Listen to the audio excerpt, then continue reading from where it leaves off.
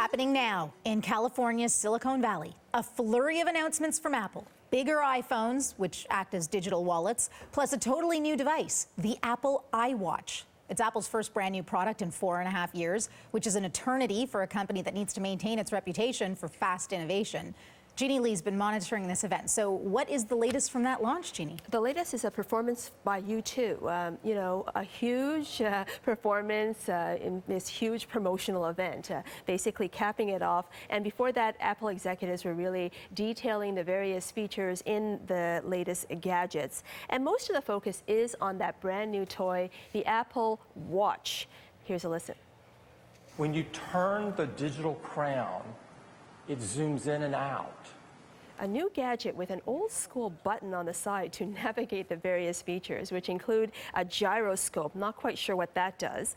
There's also a way to monitor your vital signs and your calories burned, and yes, it even tells time. So Apple clearly hoping once again, Rashmi, that this is a device that you never knew you needed, but now you will find that you can't live without, because that's how it has been able to build its entire fortune to meet demands that haven't been even imagined yet.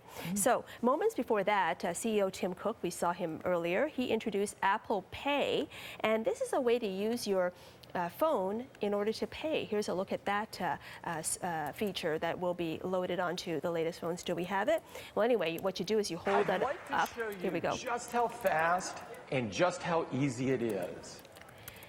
You would use your phone to pay by holding your thumb down on the Touch ID button, and this feature will be built into Apple's 2 new iPhones, which were unveiled early on in the event. And on those, Apple has decided to go big. Here's what we mean.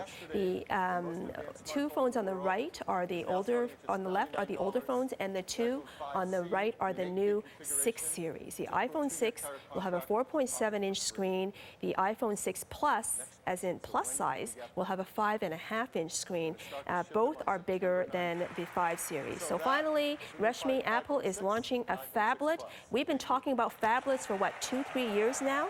And that is a big phone that's a cross between a phone and a tablet, and that's a market that Samsung right now owns with its Galaxy Note.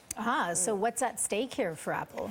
Well, Apple really needs to keep up its iPhone sales, because that still is the biggest profit maker for the company. And so it really needed to do something different, so it's catching up on size.